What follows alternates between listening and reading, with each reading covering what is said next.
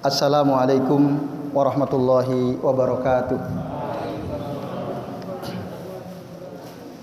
Innal hamdalillah nahmaduhu wa nasta'inuhu wa nastaghfiruh wa na'udzu billahi min shururi anfusina wa min sayyiati a'malina may yahdihillahu fala mudhillalah wa may yudlil fala hadiyalah. Asyhadu an la ilaha illallah wahdahu la syarikalah wa asyhadu anna Muhammadan abduhu wa rasuluh. Allahumma shalli wa sallim wa barik ala Muhammad wa ala ali Muhammad kama shallaita wa barakta ala Ibrahim wa ala ali Ibrahim fil alamin innaka Hamidum Majid. Amma ba'du. Bapak-bapak dan ibu-ibu serta hadirin sekalian, rahimani wa rahimakumullah. Semoga kita semua yang hadir di majelis ini senantiasa dirahmati Allah Subhanahu wa taala. Amin ya Allah ya rabbal alamin. Alhamdulillah Bapak Ibu, pada malam ini ya kita masih bisa melanjutkan ngaji kitab Shahih Fiqhus Sunnah karya Syekh Abu Malik Kamal bin As-Said Salim hafizahullah taala. Dan pembahasan kita pada kesempatan malam ini Bapak Ibu ya masih berkaitan dengan masalah talak atau perceraian. Dan insya Allah ini bagian terakhir ya, sebelum nanti masuk. Masih ada beberapa penjelasan berkaitan dengan talak ya. Iya. Yaitu tentang talak dengan tulisan. Hukum menceraikan dengan tulisan, tidak dengan ucapan. Bagaimana hukumnya? Ya.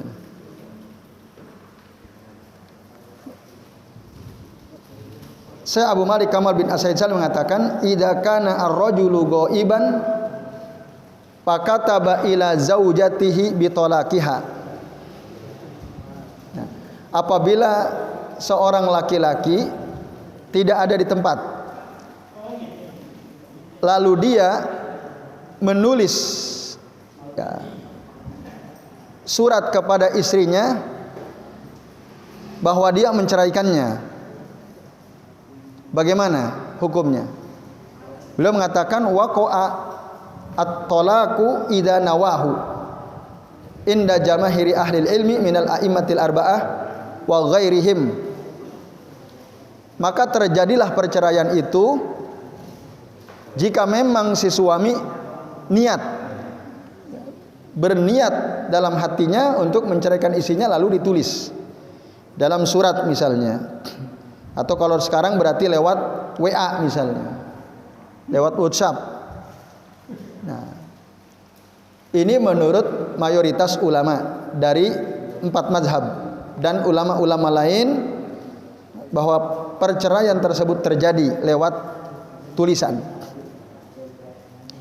Dalilnya yang pertama hadis dari Fatimah bintu Qaisin radhiyallahu anha, bahwa beliau punya suami namanya Abu Amrin bin Hafs. Abu Amrin bin Hafs ini talaqaha al-battata, menceraikan Fatimah bintu Qais. Al-batta ini maksudnya yang terakhir ya. Jadi sudah talak 1, 2, ini yang ketiga. Wa huwa ghaibun. Sementara suaminya Abu Amr tidak ada di tempat. Dia mengirim utusan atau surat ya. Wa wakilahu bisairin, dan wakilnya. Nah, nanti di dalam hadis yang lebih lengkap ada 2 orang yang diutus ya, oleh Abu Amrin ini ya. Di dalam hadis lengkap sebenarnya disebutkan ya siapa saja namanya kedua orang tersebut. Nah, dan membawa gandum ya, bisa irin ya, untuk hadiah bagi istrinya. Tapi waktu itu Fatimah bintu Qais marah, tidak terima. Dan Abu Amr mengatakan, wallahi malaki alaina min syai'. Demi Allah, ya, kamu itu tidak punya hak apapun atas kami, ya, karena sudah ditalak 3. Kecuali nanti dalam hadis yang lain, kalau kamu sedang hamil, nah itu ada nafkah yang memang harus ditanggung oleh si suami. Ini tidak sedang hamil, Fatimah bintu Qais diceraikan, maka tidak punya hak apapun karena ini talak 3. Maka datanglah beliau menemui Rasul sallallahu alaihi wasallam, fazakarat lahu, lalu bercerita tentang apa yang dialami oleh dirinya. Lalu Nabi menegaskan, laisa laka alaihi nafaqatun, laisa laki alaihi nafaqatun. Nah, engkau wahai Fatimah memang tidak punya hak atas suamimu Abu Amr untuk mendapatkan nafkah. Jadi apa yang dilakukan oleh Abu Amrin Ibnu Hafs itu dibenarkan oleh Nabi sallallahu alaihi wasallam dalam hadis sahih riwayat Imam Muslim dan Abu Daud dalam kitab sunannya. Itu dalil yang pertama. Jadi Bapak Ibu dan jamaah sekalian, hadis ini menjelaskan peristiwa yang pernah terjadi di zaman Rasul. Ada seorang suami menceraikan istrinya lewat tulisan, lewat surat, dan ada yang mengantar surat itu. Maka Imam Az-Zuhri rahimahullah beliau berkata, idza kataba az-zawju ay ar-rajulu ilaiha bi talaqiha faqad waqa'a at-talaqu 'alaiha. Apabila seorang laki-laki atau suami menulis surat kepadanya, kepada istrinya, bahwa dia menceraikannya, maka sungguh perceraian itu terjadi.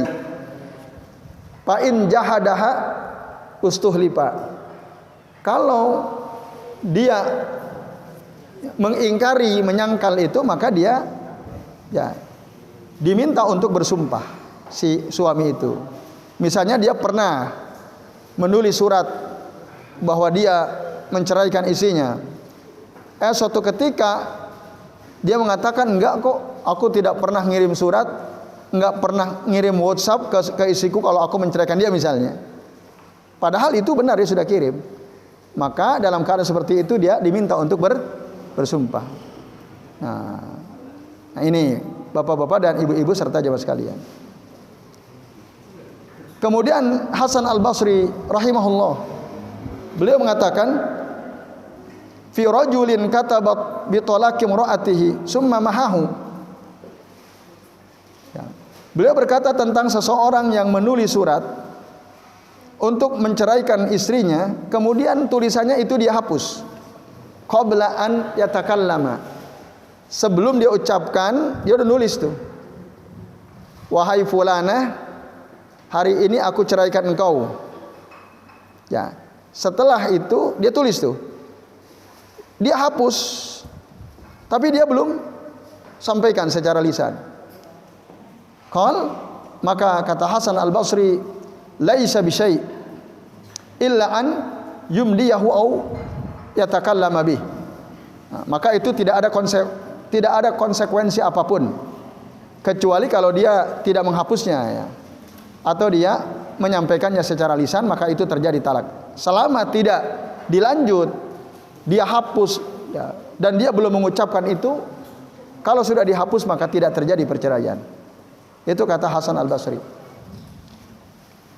Sementara Ibrahim An-Nakhai rahimahullah beliau mengatakan, idza khata'a ar-rajulu bi yadihi at-talaq fa huwa talaqun.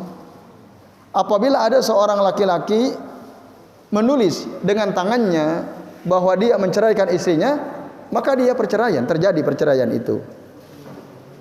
Nah, ini kata Imam Ibrahim An-Nakhai. Nah, kemudian kata saya Abu Malik Kamal bin As-Said Salim, ya, wali annal kitabata hurufun yufhamu minhat talaq. Ya.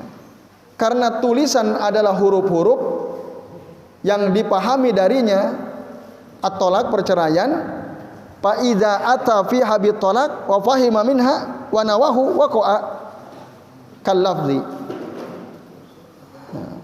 Apabila seorang laki-laki dia menulis surat, di dalam tulisannya itu dia menceraikan dan bisa dipahami tulisan itu, dan dia memang berniat untuk menceraikan, maka terjadilah perceraian itu. Waqa'a at-talaq kal lafzi ya. Nah, ini bapak-bapak dan ibu-ibu ya. Jadi menceraikan istri lewat tulisan bisa berdasarkan hadis tadi dan beberapa pernyataan para ulama. Sementara Ibnu Hazm ya, rahimahullah, ulama besar dari mazhab Az-Zahiriyah, beliau mengatakan atau berpandangan anna at-talaqa la yaqa'u illa 'ala lafzi. Sesungguhnya perceraian itu tidak terjadi kecuali dengan ucapan. Ini kata Ibnu Hazm. Ya. Wa amma al-kitabatu fala takunu indahu talaqan. Sementara kalau tulisan, kata Ibnu Hazm, ini tidak terjadi perceraian, tidak bisa ya dijadikan cara untuk menceraikan. Tapi wal hadisu hujjatun alaih. Tapi hadis dari Fatimah bintu Qais itu menjadi bantahan bagi Ibnu Hazm. Artinya pendapat Ibnu Hazm ini bertentangan dengan hadis riwayat Imam Muslim tadi dari Fatimah bintu Qais ya, tentang pengalaman beliau sendiri, dan Nabi tidak membantahnya. Oleh karena itu, pandangan mazhab Az-Zahiriyah, Ibnu Hazm dalam hal ini mardud ya, tertolak. Tadi beliau berpandangan apa? Beliau mengatakan kalau tulisan itu tidak bisa jadi cara untuk menceraikan, harus dengan ucapan. Nah, ini yang benar, was-sahih wuqu'ut talaqi bil kitabati ma'an niyati lahu. Yang benar, perceraian tetap terjadi dengan tulisan selama memang diniati, ada niatnya. Nah, lalu pertanyaannya, mungkin nggak seseorang itu nulis tapi tidak niat? Mungkin. Nah, maka kata para ulama jumhur gini, fa illam yanwi at-talaq lam yaqa indal jumhur. Apabila dia menulis kata cerai kepada istrinya lewat tulisan tapi dia nggak niat, maka perceraian itu tidak terjadi menurut mayoritas ulama. Kenapa? Li'anna al-kitabata muhtamilatun fa innahu qad yuqsadu biha tajribatal qalam au tajwida al-khatti. Ya. Karena tulisan mungkin saja orang menulis itu hanya untuk mencoba ini penanya enak atau tidak, ya kan? Tapi waktu dia nyoba-nyoba pena itu, istriku aku cerai dirimu ya misalnya. Gimana Pak? Ya mungkin bercanda, hanya untuk mencoba pena gitu ya, atau untuk melatih tulisan dia ini bagus atau enggak. Tapi isinya tadi ya, ada kata cerai kepada isinya misalnya, maka falam yaqo at-talaqu kakinayatit talaq. Ini tidak terjadi perceraian sebagaimana seorang suami mengatakan kepada istrinya dengan bahasa kiasan. Misalnya, wahai istriku, hari ini kita pisah. Hari ini kita pisah. Itu cerai atau enggak?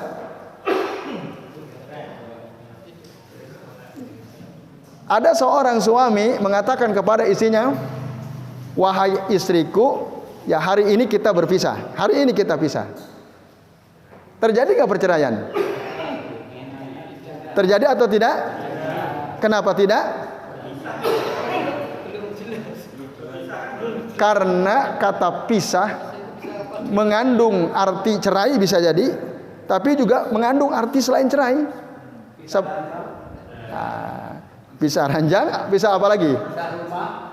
Pisah rumah, bisa apa lagi? Atau pisah enggak, misalnya kita hari ini pisah ya, kamu ke toko sana, aku ke toko sini. Kamu nyari barang di sana, aku nyari barang di sini. Mereka kerjasama supaya cepat waktunya dipisahkan gitu. Mungkin. Nah maka kata seorang suami kepada istrinya hari ini kita pisah, itu tidak otomatis menunjukkan kecuali ada niat dalam hati si suami kalau dia itu ingin menceraikan, maka terjadilah perceraian. Begitu dengan tulisan. Nah ini Bapak Ibu dan Saudara sekalian. Tapi para ahli fikih dari mazhab Al-Hanafiyah, mereka mengatakan iya terjadi perceraian tapi dengan syarat. Apa syaratnya? Tulisan tersebut antakuna mustabinatan wa marsumah. Syaratnya 2. Mustabinah artinya tulisan itu jelas, tertulis di lembaran kertas atau di tempat yang lain, di tembok juga bisa misalnya. Sehingga mungkin dipahami, bisa dibaca dengan baik. Nah itu makna mustabinah, jelas tulisannya. Nah, bisa dipahami orang baca semua bisa jelas bacanya. Dan yang kedua marsumah. Marsumah itu artinya ya an yakuna talaqu musaddaran wa ma'nunan ay mursalan bismiha. Maksudnya surat atau tulisan itu dikirim ya dengan dan ditujukan kepada si istri. Ya, jelas ditujukan kepada istrinya, disebut namanya gitu, mursalan bismiha. Nah itu syaratnya kata Abu Hanifah dan para ulama yang bermazhab kepada mazhab Al-Hanafiyah. Nah apa faedahnya dengan syarat ini Bapak Ibu dan sekalian, atau apa faedah dari masalah ini?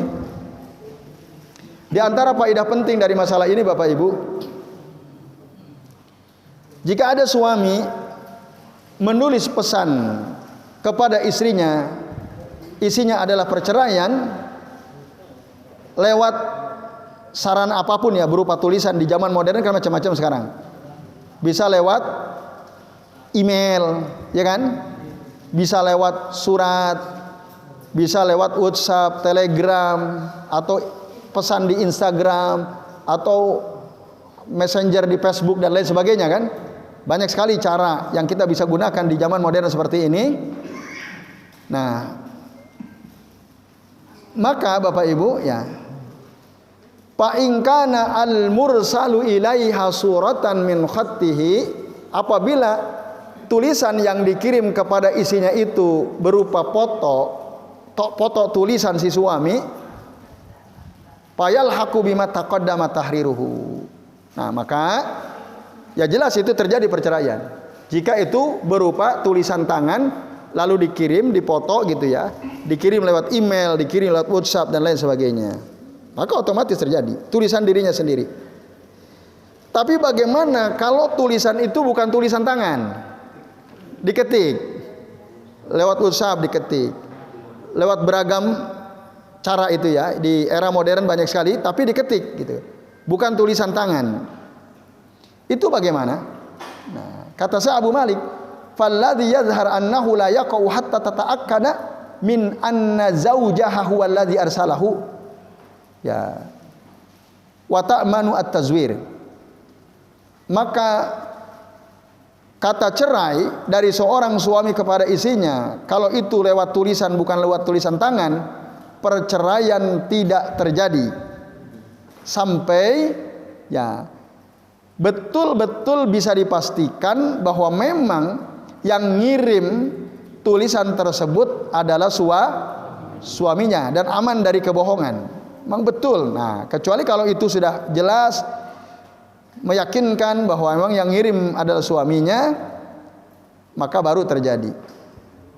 Karena bisa saja kan teman suaminya yang dari dulu sebenarnya mencintai orang yang sama gitu ya. Ya atau tidak? Lah ketika suaminya lengah, dipinjam HP-nya, dia tulis, kan pakai HP suaminya. Istriku, hari ini aku ceraikan engkau. Kira-kira isinya bingung nggak? Tapi ini kan nomor suamiku. Nah, sementara suaminya tidak sadar, gitu ya. Kalau temannya telah mengirim tulisan kepada istrinya bahwa dia menceraikan. Nah, maka terjadi nggak perceraian seperti ini? Tidak. Sampai betul-betul yakin bahwa memang si suami itu yang mengirimnya. Itu. Nah, ini Bapak Ibu dan jamaah sekalian ya. Kalau tidak menggunakan tulisan tangan. Nah, sebagian ulama yang lain mensyaratkan ya, ketetapan tulisan yang isinya cerai itu harus dengan 2 orang saksi. Ada yang menyaksikan bahwa memang ini tulisan si suaminya itu. Sebagaimana dinukil oleh Ibnu Qudamah dalam kitab Al-Mughni dari Ahmad dari riwayat Harb tentang seorang wanita yang datang kepadanya surat dari suaminya dengan tulisan suami, bahkan dengan tanda ya dari suami, stempel dari suaminya bahwa isinya perceraian. Maka kata Ibnu Qudamah, ini dari riwayat Imam Ahmad, si wanita tadi tidak boleh menikah sampai ada saksi yang ya, memberikan kesaksian, ya, saksi yang adil bahwa memang tulisan itu adalah tulisan suaminya, atau kesaksian orang yang diutus untuk mengirim surat tersebut dalam bentuk surat gitu ya. Ya, ini saya lihat betul memang si fulan, suami si wanita ini yang mengirimkan surat. Nah, tapi kalau hanya satu saksi apa cukup? Qala la. Imam Ahmad mengatakan tidak. Illa sahidani. Harus 2 orang saksi. Falam yuqbal qaulu hamilil kitabi wahdah hatta yashhada ma'ahu ghairuhu, katanya. Tidak diterima perkataan seseorang yang membawa surat tersebut kalau hanya 1 orang dia yang memberikan kesaksian. Hatta yashhada ma'ahu ghairuhu. Sampai ada orang lain yang juga memberikan kesaksian bahwa memang surat ini dari suaminya. Kalau cuma 1 orang, meskipun dia yang membawa surat tersebut, la yuqbal, tidak diterima.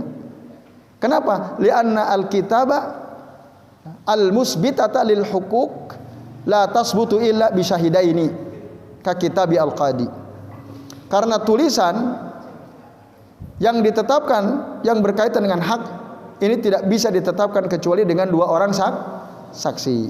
Nah, ini Bapak Ibu dan hadirin sekalian. Syaratnya harus ada menurut Ibnu Qudamah yang dikutip dari Imam Ahmad gitu, bahwa memang ini tulisannya. Jadi bapak-bapak, bagi panjenengan ya, antum yang mau mencerai isinya lewat tulisan harus ada 2 orang saksi. Jadi panggil dulu teman, kawan sini, ini saksikan ya, aku mau nulis. Nah, aku mau nulis, tapi dia harus 2 orang saksi yang adil. Aku mau nulis, aku mau menceraikan istriku. 2 orang temannya. Nah, yang normal, yang adil ya. Nanti ketika ditanya, betul nggak? Nah, 2 orang temannya ini menjadi saksi. Ya betul, kami berdua menyaksikan bahwa memang si fulan dia menulis sendiri bahwa dia menceraikan istrinya lewat ucap misalnya. Nah, ini menurut Imam Ahmad sebagaimana dinukil oleh Ibnu Qudamah dalam kitab Al-Mughni. Wallahu a'lam ya.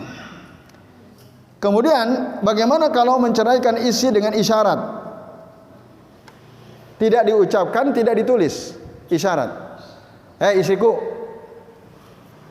Nah, misalnya pakai isyarat gitu ya. Nah, gitu misalnya. Itu terjadi tidak perceraian?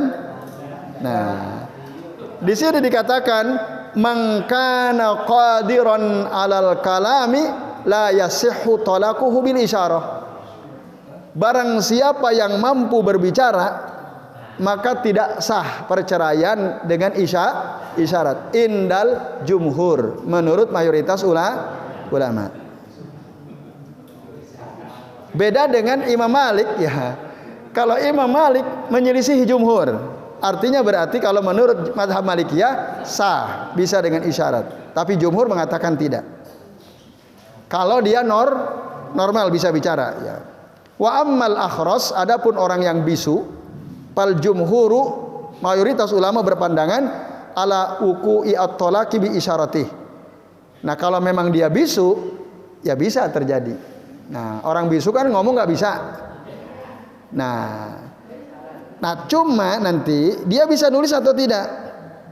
Kalau jumhur, terlepas apakah orang bisu ini bisa menulis atau tidak, ketika dia mencerai istri dengan isyarat, itu terjadi perceraian. Ada enggak orang bisu menikah? Ada Bapak Ibu. Kami tahu ya, suaminya bisu, istrinya juga bisu. Nah, tapi anaknya enggak kayaknya ya. Nah, ada itu. Komunikasinya ya lewat isyarat. Nah, jumhur berpandangan dia bisa nulis atau tidak itu tidak dianggap. Yang penting dia bisu. Nah, sementara Abu Hanifah, mazhab Al-Hanafiyah, mereka memberikan batasan. Termasuk juga ini pandangan dari sebagian mazhab Asy-Syafi'i. Ya, orang bisu boleh menceraikan, bisa terjadi perceraian dengan isyarat, tapi bi an yakuna syartuhu bi ayyakuna ajizan anil kitabah. Syaratnya si orang bisu ini memang dia tidak bisa menulis. Gitu, syaratnya itu. Wa illa lam tajud isyaratuh. Jadi kalau dia bisa menulis tapi dia hanya mencerai pakai isyarat, itu enggak boleh. Harus dengan tulisan. Li'annal kitabata adallu 'alal maksud. Karena tulisan itu lebih menunjukkan kepada maksud itu, dan tidak bisa dibandingkan dengan isyarat. Illa li daruratil ajzi anha. Kecuali memang darurat, si orang bisu ini memang tidak bisa menulis, maka boleh dia mencerai dengan isyarat. Ini Bapak Ibu dan nyawa sekalian. Nah, itu. Lalu apakah perlu dalam perceraian dan rujuk itu saksi? Nah, mayoritas ulama berpandangan dianjurkan, ya, baik dari kalangan salaf maupun khalaf, ya, termasuk ulama mazhab yang 4 dan yang lainnya, ya, dianjurkan an yushidar rajulu ala talaqihi lima fihi min hifdzil huquqi wa man ittajahudi baina az-zawjaini. Jadi dianjurkan bagi seseorang yang mau menceraikan istrinya ada saksi, dianjurkan. Karena dengan adanya saksi itu bisa menjaga hak masing-masing dan bisa mencegah pengingkaran nanti di antara dua pasang itu, suami istri itu. Mana dalilnya kalau perceraian dianjurkan ada saksi? Ingat, dianjurkan. Paham dianjurkan ya? Beda dengan diwajibkan. Ini dianjurkan. Artinya kalau bisa ada saksi. Kalau nggak bisa berarti nggak ada masalah. Dasarnya adalah Al-Quran surah At-Tolak. Ya, surah At-Tolak ayat 2. Ya, Bapak Ibu dan nyawa sekalian. Dalilnya disebutkan dalam surah At-Tolak ayat 2. Nah, di mana Allah Subhanahu wa taala berfirman, "Fa idza balagna ajalahunna fa'amsikuhunna bima'ruf." Nah, maka apabila mereka telah mendekati akhir masa iddahnya, wanita maksudnya, fa'amsikuhunna bima'ruf, maka pertahankan, rujuklah dengan istrimu itu dengan cara yang ma'ruf, dengan cara yang baik. Au farikuhunna, atau ceraikan mereka bima'ruf, juga dengan cara yang baik. Wa ashidu. Nah, wa ashidu zawa adlim minkum wa aqimu as-sahadata lillah. Nah, hendaklah Bapak sekalian persaksikanlah dengan 2 orang saksi yang adil di antara kalian waktu menceraikan atau waktu rujuk. Nah, wa ashidu itu maksudnya, nah Bapak sekalian, datangkan saksi gitu. Ya, zawai adlin itu maksudnya 2 orang saksi yang adil, minkum di antara kalian, wa aqimu as-sahadata lillah, dan tegakkanlah kesaksian itu karena Allah. At-Tolak ayat 2. Nah, ini ada perintah dari Allah Ta'ala, wa ashidu zawai adlin. Kalau kita lihat ayatnya, di situ kata perintah atau fi'lul amr, ya, untuk mendatangkan saksi. Tapi nah, al-amru bil ishad fi hadhil ayah ala annahu amrun nadbin la ijab. perintah untuk adanya saksi dalam ayat tadi itu, ini merupakan perintah yang hukumnya nadab, mandub, sunnah, dianjurkan, la ijab, tidak wajib. Wa qad yu'ayyadu hadza al-hamal. Dan makna ini dikuatkan oleh beberapa dalil ya. Maksudnya makna bahwa ayat itu tidak menunjukkan kewajiban, tapi menunjukkan anjuran. Artinya ketika seorang laki-laki menceraikan istrinya, enggak ada saksi, sah. Dan rujuk kembali dengan istrinya, enggak ada saksi juga sah. Karena dulu Abdullah ibnu Umar ibnu al-Khattab radhiyallahu anhu, annahu talaqa imra'atahu wa hiya haidun. Abdullah bin Umar pernah menceraikan istrinya, waktu itu istrinya sedang haid, ala ahdi Rasulullah sallallahu alaihi wasallam, di zaman ketika Rasul masih hidup ya. Fasa'ala Umaru ibnu al-Khattab Rasulullah sallallahu alaihi wasallam an zalik. Lalu Umar bertanya kepada Rasul tentang perbuatan putranya itu, menceraikan istrinya dalam keadaan haid. Faqala Rasul sallallahu alaihi wasallam murhu fal yuraji'ha, suruh anakmu Abdullah itu untuk rujuk dengan istrinya. Loh kok kenapa? Kan sudah diceraikan. Kok oleh Nabi disuruh rujuk? Karena nah ini tolaknya tolak bid'ah. Ya, artinya apa? Yang tidak sesuai ketentuan syariat. Suami tidak boleh menceraikan istrinya ketika dalam keadaan haid. Kalau mau ceraikan ketika suci. Kalau ketika hamil malah boleh. Boleh. Ketika hamil kan udah clear, ada isinya. Nah, kalau haid jangan itu. Maka Nabi menyuruh Abdullah bin Umar untuk rujuk kembali.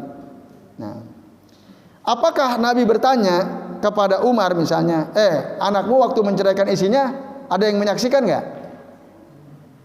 Tidak. Rasul tidak nanya itu.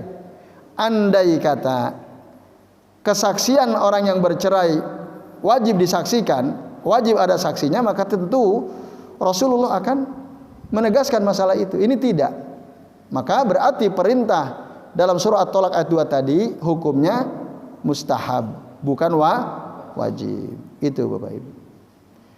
Dalam riwayat yang lain, Abdullah bin Umar pernah mencerai istrinya namanya Sofiyah bintu Abi Ubaid. 1 atau 2 kali mencerai. Dan beliau tidak masuk menemui beliau istrinya kecuali dengan izin. Ketika rujuk, nah, ashada ala raj'atiha wa dakhala 'alaiha. Memberikan ya ada saksi rujuknya, lalu dia masuk kembali kepada istrinya. Nah, jadi waktu cerainya enggak ada saksi, tapi waktu rujuknya ada. Andai kata wajib semua, maka tentu Abdullah bin Umar akan mendatangkan saksi, tapi beliau tidak. Nah, yang ketiga, perceraian yang muncul dalam beberapa ayat dalam Al-Quran itu tidak selalu diikuti dengan saksi. Begitu pula di dalam sunnah. Ya. Anna talaqa warada fi iddati ayatin ghairu makrunin bil ishad wa kadzalika fi sunnah. Enggak ada itu. Selalu diiringi dengan saksi. Dan perceraian itu adalah haknya suami. Tidak perlu bukti. Nah, cukup dia ucapkan itu di hadapan istrinya sudah selesai. Annahu kasairil ishad, maka kata talak dari si suami walaupun tanpa saksi itu sama seperti kesaksiannya. Jadi udah cukup. Nah, Bapak Ibu dan jamaah sekalian rahimani wa rahimakumullah. Nah, telah dinukil dari bukan hanya satu orang dari ulama, ijma bahwa kesaksian dalam perceraian itu dianjurkan, tidak wajib. Nah, kecuali kalau ada orang mengklaim wajib, maka ini adalah klaim yang tidak selamat ya. Itu. Katanya ada riwayat dari Ali bin Abi Thalib mewajibkan adanya saksi ketika bercerai atau ketika rujuk. Begitu juga riwayat dari Imran bin Husainin, dari Atha, dari Ibnu Juraij, dari Ibnu Sirin. Dan ini perkataan qadim dari Al-Imam Asy-Syafi'i. Tapi kemudian di dalam mazhab Asy-Syafi'i bahwa adanya saksi dalam pernikahan atau rujuk itu mustahab, bukan lagi wajib. Nah, demikian pula Abu Muhammad Ibnu Hazm dan mazhab Ahlul Bait radhiyallahu anhum, mereka berpandangan bahwa adanya saksi itu wajib katanya. Dasarnya apa? Satu tadi surah At-Tolak ayat 2. Yang kedua, argumennya karena Allah Ta'ala mengaitkan perceraian dan rujuk itu dengan saksi. Nah, maka tidak boleh ya hanya mengambil salah satu saja atau sebagian saja. Fakullu man tallaqa wa lam yashhad zawai adlin aw raja'a wa lam yashhad zawai adlin muta'addin li hududillahi ta'ala. Maka siapa saja yang mencerai tanpa ada dua orang saksi, yang rujuk tanpa dua orang saksi, maka itu dianggap telah melampaui atau melanggar batasan-batasan Allah Subhanahu wa ta'ala. Ini menurut pendapat kedua ya. Disebutkan dalam kitab Al-Muhalla bil Athar karya Ibnu Hazm rahimahullah. Kemudian Mutarrif bin Abdullah dia berkata bahwa Imran bin Husain pernah ditanya tentang seseorang yang mencerai istrinya, lalu kemudian rujuk. Tidak ada saksi dalam perceraiannya, tidak pula ada saksi dalam rujuknya. Lalu apa kata Imran bin Husain? Talaqta li ghairi sunnah. Engkau telah mencerai tanpa mengikuti sunnah, wa raja'ta li ghairi sunnah, dan engkau juga telah rujuk dengan istrimu tanpa mengikuti sunnah. Itu. Lalu ashid ala talaqiha wa ala raj'atiha. Datangkanlah saksi untuk menceraikan istrimu dan merujuk istrimu. Wala ta'ud, jangan kamu ulangi gitu. Mencerai, rujuk dengan istri tanpa ada saksi. Ini hadis sahih akhrajahu Abu Daud dalam kitab sunannya. Nah, ini Bapak Ibu sekalian. Maka ya menurut pendapat kedua ini, adanya saksi dalam perceraian dan rujuk itu wajib. Tetapi ya kalau kita kembali kepada sunnah, sunnah tidak menunjukkan wajib gitu. Lalu yang dikatakan oleh Syekh Abu Malik, kalau ada orang berkata bahwa wajib ada saksi dalam perceraian, nah maka ini ya dekat, pendapat ini bisa diterima lah, kira-kira seperti itu. Bahkan mungkin di zaman sekarang ya, di mana banyak orang itu secara agama ya ilmunya nggak punya, ya banyak orang jauh dari agama misalnya, banyak orang gampang mengingkari sesuatu. Nah, maka wa ma nasma'u bihi wa narahu mimma ta'ujja bihi mahakimul ahwal as-syakhsiyah minal qadaya wal hawadits najimah an adami tausiqit talaq wal isyad alaihi. Nah, maka apa yang kita dengar, yang kita lihat, yang terjadi ya dalam masalah-masalah peristiwa-peristiwa yang ada, kalau enggak ada bukti perceraian dan kesaksian, nah maka ya ini membawa kita ala al-qaul biwujubihi, kepada perkataan wajib pakai saksi itu, wa ismu tarikihi, dan orang yang meninggalkan saksi, tidak ada saksi ketika menceraikan dan rujuk, ini dia berdosa gitu di zaman sekarang.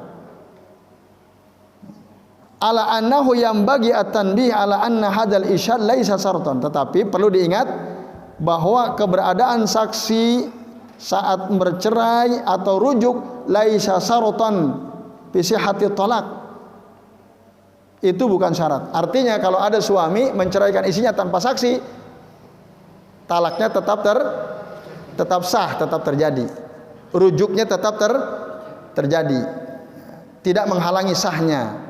Hanya saja dia berdosa karena apa?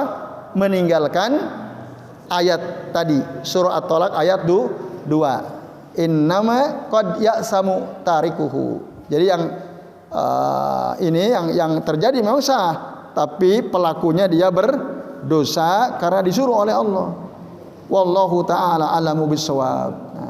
Nah, ini Bapak Ibu dan jamaah sekalian rahimani wa rahimakumullah, beberapa persoalan yang berkaitan dengan masalah cerai.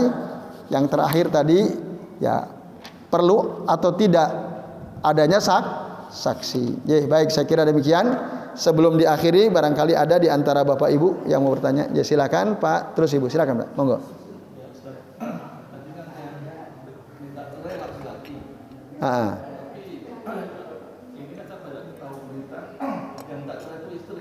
Iya. Terus misalnya suaminya itu nggak ngomong, diam aja, itu salah atau gimana? Istrinya minta cerai, tapi suaminya nggak merespon. Iya. Terjadi nggak perceraian? Gitu. Iya, baik Pak. Makasih. Itu saja.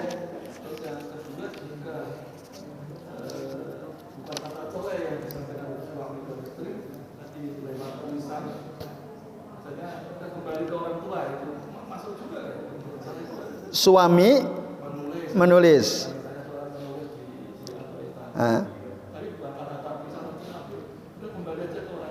Udah kamu pulang kepada isinya ya. Suami nulis, kamu udah pulang saja ke rumah orang tuamu gitu ya. Iya. Apakah itu terjadi perceraian? Iya, baik, makasih Pak. Monggo Bu.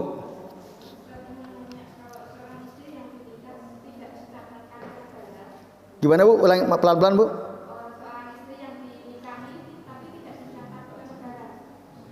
Ya. Ya.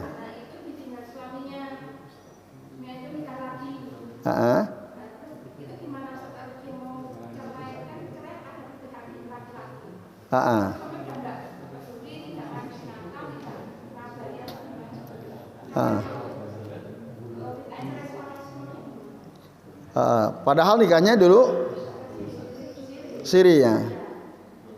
Oke, baik. Yang ditanyakan bagaimana posisi si istri gitu Bu ya.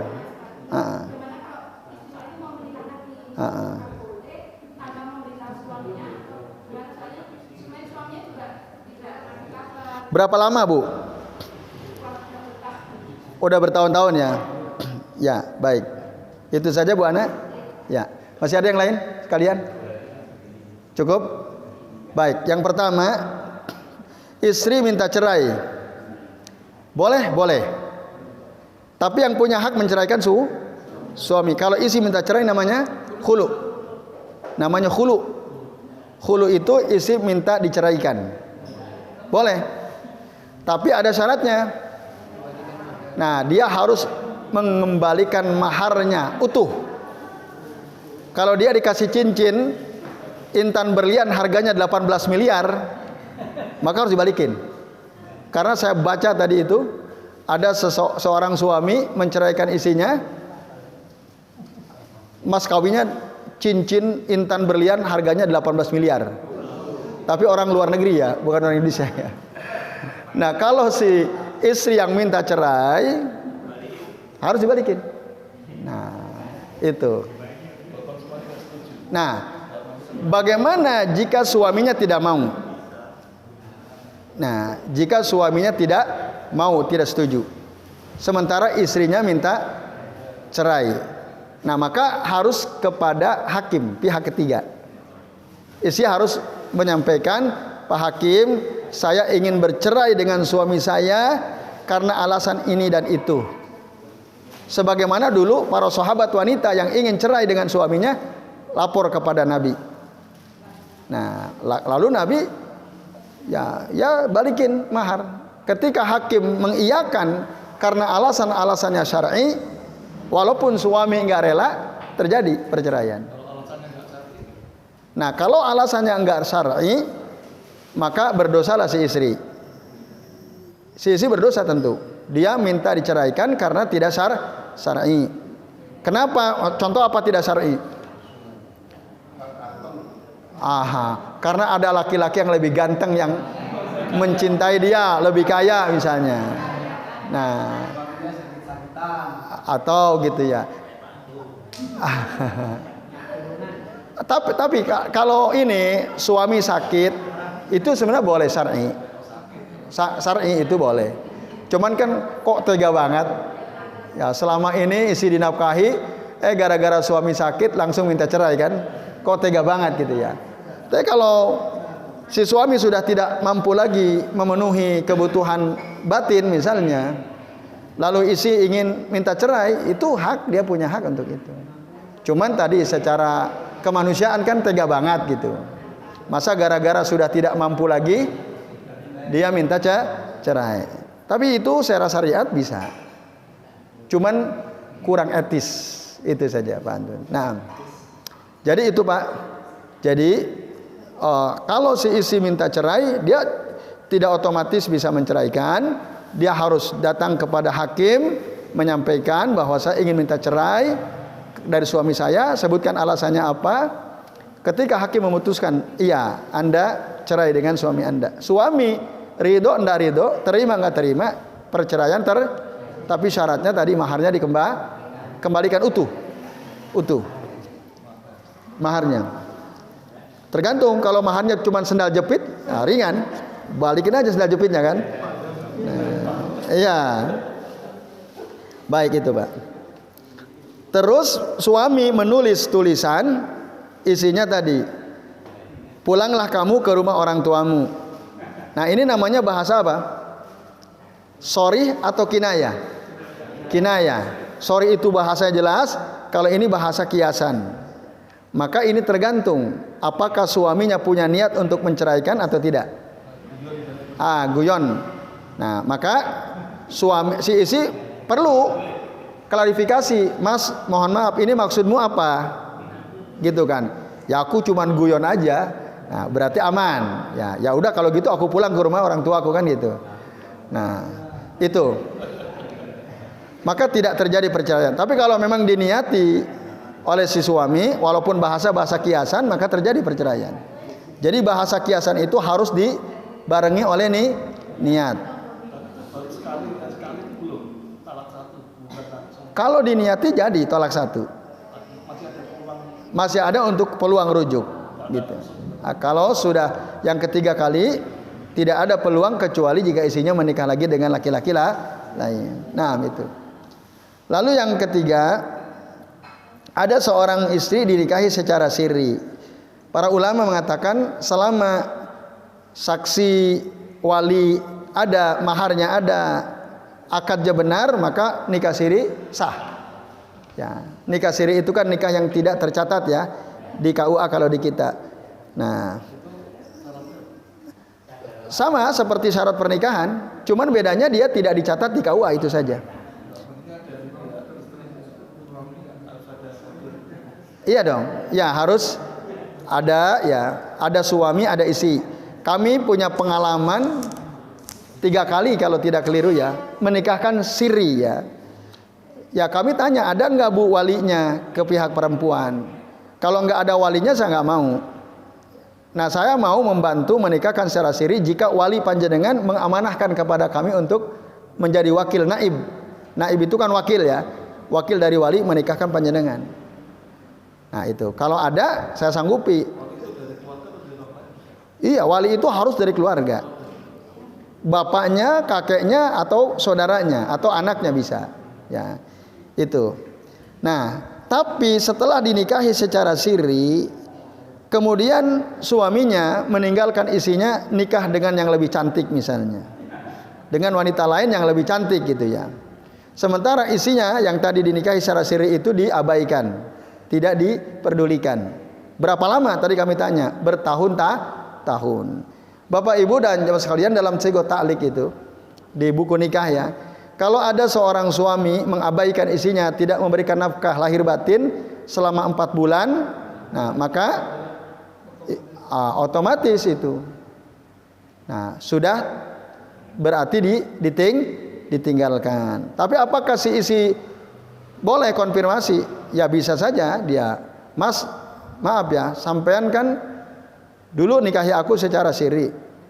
Nah, sementara ini udah 1-2 tahun ini kamu tidak peduli sama aku, tidak memperhatikan. Apakah ini maksudnya kamu menceraikan aku? Misalnya. Kalau suaminya nggak ngerespon, WA-nya tidak respon, ya sudah. Nah, lalu bolehkah si istri ini menikah lagi? Ya boleh, secara syar'i boleh, secara syariat. Gitu. Apalagi kan tidak tercatat tuh di KUA kan. Nah, kalau tercatat biasanya harus pakai surat cerai, baru dia boleh menikah lagi dengan pihak lain. Nah itu, jadi secara syariat kalau memang dia diabaikan, tidak diperdulikan oleh suaminya melebihi 4 bulan, tidak dikasih nafkah lahir batin, maka perceraian itu terjadi gitu ya dalam siqah talik. Ya itu Bu, jadi aman ya. Jadi baik Bapak Ibu dan jamaah sekalian, sementara ini yang bisa kita bahas karena sudah isya ya. Kita akhiri dengan doa kafaratul majlis. Subhanakallahumma wa bihamdika asyhadu an la ilaha illa anta astaghfiruka wa atubu ilaik. Wa sallallahu ala Muhammadin wa ala alihi wa sahbihi wa baraka wa sallama alaihim ajmain. Billahi taufiq wal hidayah. Wassalamu alaikum warahmatullahi wabarakatuh.